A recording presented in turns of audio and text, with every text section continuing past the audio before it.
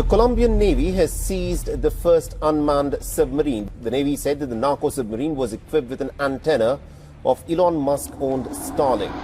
Out in the vast, empty expanse of the Caribbean Sea, the U.S. Coast Guard stumbled upon a lone blue boat. It was riding low, almost swallowed by the waves, a silent speck in an endless ocean. But the thing is, what they found on board wasn't just cargo. It was a terrifying leap into the future of global crime. This discovery revealed a technology so advanced, it sent a shockwave through intelligence agencies worldwide. We're going to uncover how this single blue vessel exposed a new kind of underwater war. One fought with ghost ships and satellite technology, proving that the greatest threats are the ones you can't see coming. Project Chimera revealed. The ocean is a lonely place. For the crews of the United States Coast Guard, this is a simple fact of life.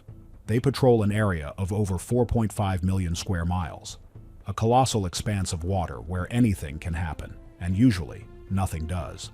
Days are filled with the endless rhythm of the waves and the monotonous hum of the engines. But in July of 2025, that monotony was shattered. A lookout spotted something on the horizon, a flash of blue against the deep indigo of the Caribbean Sea. You see, this wasn't unusual in itself. But as they drew closer, the veteran crew felt a chill that had nothing to do with the ocean spray. The vessel was a low-profile boat, its hull almost entirely underwater, a design meant for stealth, not for leisure. Its bright blue paint was the only thing that made it visible at all. It was about 40 feet long, sleek, and utterly silent. There was no engine noise, no chatter, no signs of life. The thing nobody tells you about these encounters is the silence. It's the loudest thing you'll ever hear. The Coast Guard hailed the vessel over the radio, once, twice, 10 times. The only response was the sound of waves lapping against its hull. As per protocol, a boarding team was assembled, heavily armed and ready for anything. They expected a tense standoff, a vessel full of desperate criminals guarding a precious cargo. The reality was so much stranger. When their boots hit the deck, they found nothing. Nobody. The cockpit was empty. The cargo hold was bare. The boat was a ghost. But not all things are what they seem. Scattered around the empty vessel was a collection of bizarre equipment that made zero sense on a simple boat. There were multiple high-resolution video cameras pointed in every direction. There was a complex array of electronics and wiring that looked more at home in a Silicon Valley lab than in the middle of the ocean. And most telling of all, mounted proudly on its deck, was a Starlink satellite antenna. This was the moment of dawning horror for the authorities. This wasn't a disabled vessel. This was a drone, a maritime drone. The world's first fully unmanned narco submarine, a ghost ship controlled from thousands of miles away by a single operator with a joystick. This discovery wasn't just a win for the Coast Guard. It was a terrifying wake-up call for the entire world. For a quarter of a century, criminal organizations had been waging a secret war of innovation in the depths of the ocean, and this blue boat was their masterpiece. It represented a quantum leap, a technology that could render traditional law enforcement methods completely useless. The vessel, later identified as belonging to the Clan del Golfo cartel, was capable of carrying over 1.5 tons of illicit substances anywhere in the world, a cargo worth hundreds of millions of dollars. And the most terrifying part? The cartel could lose the boat, and it wouldn't even matter. Without a crew, there were no lives to lose, no one to capture, no one to interrogate. It was the perfect criminal weapon. The age of the manned smuggling vessel was over. The age of the ghost sub had just begun. This wasn't just about moving substances anymore. This technology could be used for anything: sabotage, espionage, terrorism. The possibilities were as vast and as terrifying as the ocean itself. The blue boat was more than just a clever piece of engineering. It was a Pandora's box, and the Coast Guard had just lifted the lid. What they didn't know was this was just the beginning. Coffins of the deep. To understand how the world ended up with satellite-controlled ghost subs, you have to go back in time, back to the late 1980s. This is where the story of the narco submarine truly begins, not with a bang, but with a rusty clank. The first one ever found washed ashore in Florida. It was a crude beast, a 20-meter-long homemade metal coffin with a motor strapped to it. It was clumsy, loud, and barely seaworthy, but it was a sign of things to come. The thing is, many people are crazy about finding new ways to beat the system, and the cartels had more money than most governments to throw at the problem. By the early 2000s, the real innovation began.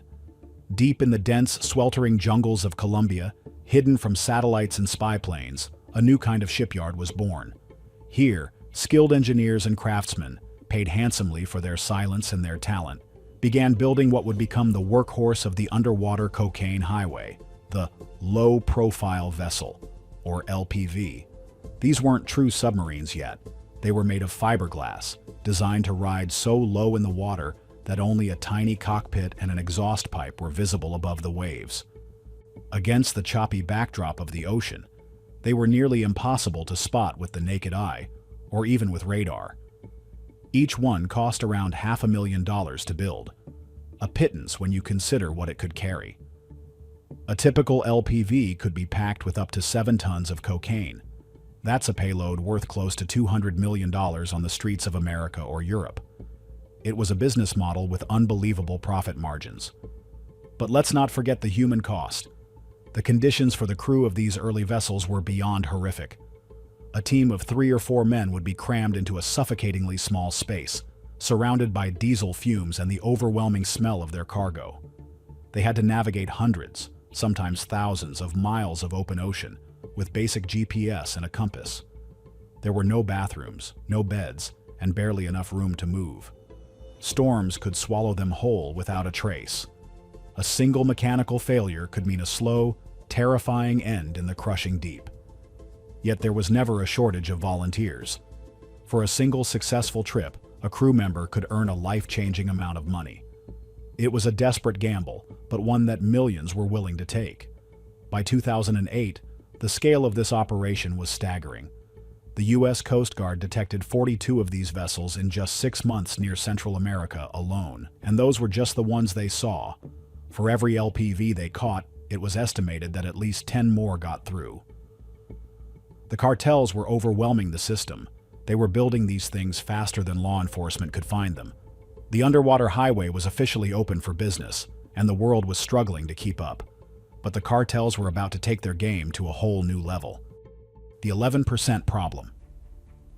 The low-profile vessels were a massive success, but they had one major weakness. They still had to stay on the surface. That made them vulnerable, however slightly, to sharp-eyed lookouts and patrol planes. The cartels knew they could do better. They needed to disappear completely. So they went back to their jungle shipyards and started building true submarines. These weren't the massive nuclear subs of the world's navies, but they were just as effective for their purpose.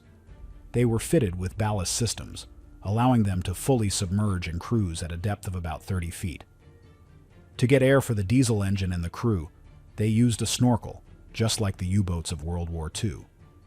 These became known as snorkel subs, and they were a game changer.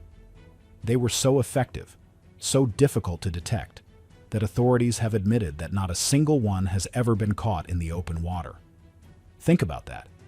An unknown number of these vessels are crisscrossing the ocean floor, and we are virtually powerless to stop them. The ambition of the cartels grew with their technology. They were no longer content with just supplying the Americas. Their sights were set on the lucrative markets of Europe. In 2019, the world got a glimpse of this new reality when a 65-foot-long narco sub was intercepted off the coast of Galicia, Spain. It had traveled for over a month, all the way from the Brazilian Amazon. Inside, authorities found 3 tons of cocaine, worth $139 million. The transatlantic route was now active. The problem was officially global. You see, the thing nobody tells you is that these aren't rival gangs fighting over turf anymore. The major cartels have evolved into something far more sophisticated. They are international corporations. They cooperate. They share technology. They form alliances. This global network was put on full display during Operation Orion in November of 2024. This was a massive joint intelligence operation involving 62 countries. They managed to uncover a supply channel that stretched across the entire Pacific Ocean. a route designed to feed the growing markets in Australia and New Zealand. They intercepted a submarine carrying 5 tons of cocaine 2,000 kilometers from Clipperton Island. The destination? Sydney and Auckland. The scale is almost impossible to comprehend. Even with record seizures, authorities admit they are barely scratching the surface. The U.S. Coast Guard estimates they only intercept about 11% of the narco subs on the Eastern Pacific route. That means for every sub they catch, 9 more get through. The cartels play a numbers game. They can afford to lose vessel after vessel because the profits from a single successful trip can fund the construction of 100 more. These subs are essentially single-use weapons. Once the cargo is delivered, the vessel is often scuttled, deliberately sunk, destroying all evidence. It's a disposable navy, and it's winning the war. And just when the world thought it couldn't get worse, it did. Are we losing control? So we come back to that blue boat, the unmanned ghost sub found floating in the Caribbean. Now you can see why its discovery wasn't just another headline. It represents the terrifying climax of this decades-long evolution. The cartels have finally removed the weakest link in their entire operation, the human being. Think about what this means. There's no longer a need for a crew. No one to get sick, no one to make a mistake, no one to get scared and surrender. One single operator sitting comfortably in a control room thousands of miles away can now pilot an entire fleet of these things using the same satellite internet you might use to stream movies. It's a global underwater war being fought with remote-controlled efficiency. But this is where the story gets really murky. The thing is, does it all add up? Are we really to believe that a Coast Guard crew just happened to stumble upon this revolutionary piece of technology out in the middle of millions of square miles of ocean? It feels a little too perfect, doesn't it? Could there be more to the story? Perhaps a rival cartel tipped them off? Or maybe an intelligence agency had been tracking it for weeks, waiting for the right moment to reveal its existence to the world? We might never know the truth. What we do know is that this technology is now out in the wild. The blueprints for these unmanned subs are already being copied and adapted all over the globe.